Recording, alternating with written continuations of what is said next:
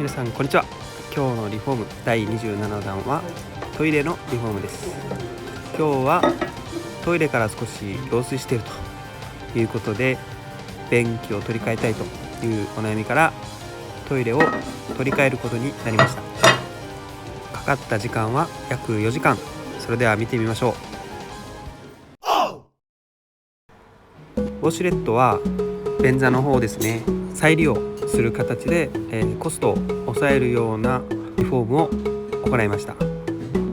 もともと古くはなかったのでそのまま便座は僕がきれいにします。ウォシュレット自体は正常に作動しますし、きれいにしてもう一度再利用します。トイレには外すとこのように排水の芯が見えてきます。この排水の芯で合う合わないっていう便器の種類が決まってきます。今回訪れたのはマンションのトイレになっており、排水芯がかなり壁寄りになっているので、リモデルタイプという排水芯が調整できるタイプの便器を選びました。今回ウォシュレット付きの便座も再利用するということで、色も合わせないといけなかったので、同じメーカーのリクシルの便器を選定しております。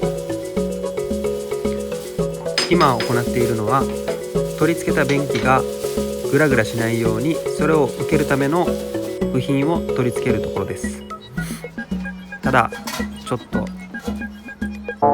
つ場所を間違えてしまったっていう、現場ではこういう予想外の出来事もあるあるなんですけど、ここはしっかり補修できるようにもう一度中にセメントを入れ込んで場所を変えて取り付けました。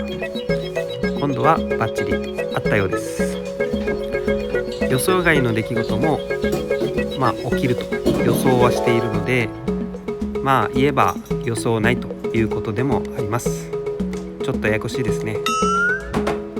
どうやら無事に便座まで取り付けが完了したみたいです。あとは便器の下の方を白い目地のセメントで埋めていきます。そうすると作業は完了です。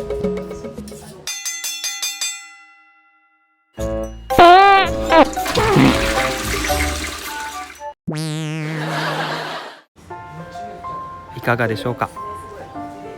工事する前の写真は右上の写真です。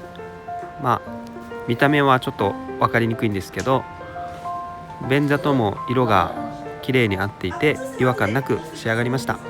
大変喜んでもらってこちらも感謝です。今日はこれで以上です。最後まで見ていただいてありがとうございました。次回も毎週日曜日7時から投稿してますんで、ぜひ次回もまた見てください。